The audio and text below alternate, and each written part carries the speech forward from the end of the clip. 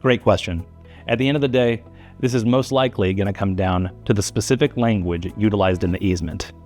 For the sake of discussion, we're going to be talking about a simple type of easement that I'm sure you're very familiar with, a right-of-way. A standard right-of-way is most often not exclusive to the grantee. So if a grantee is given a right-of-way to use a driveway, for instance, this means that the grantor is generally still permitted to use that portion of the property located in the right-of-way. But there are limits to this. Oklahoma law clarifies that the owner of the servient estate, or the grantor, is entitled to make any use of the servient estate that does not unreasonably interfere with the grantee's enjoyment of the easement. Let's view this principle in the context of a driveway located along a right-of-way easement. If the right-of-way is not exclusive, then the grantor is almost certainly going to be allowed to continue using that same easement as a driveway.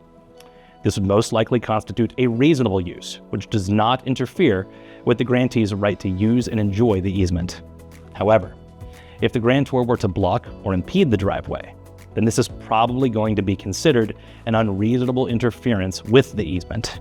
And if the grantee were damaged as a result of those actions, then the grantee could potentially file a lawsuit and seek damages. This means that by default, right-of-way easements are not exclusive, and the grantor generally has the right to continue using the easement in a reasonable manner. However, it's very common for legal principles to have exceptions.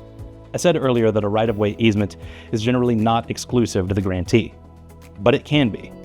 Such an easement can be exclusive in a way that prevents the grantor from using the right-of-way, if and only if the easement language itself says that it's exclusive. In other words, if the right-of-way easement says in its text that the grantee is given the exclusive right to use the easement, then the grantor will not be allowed to continue to use that easement. The key here is being very specific with the easement language. Since exclusivity is the exception rather than the general rule, a person should not assume that an easement is exclusive unless there is clear, definite language in the conveyance saying it is.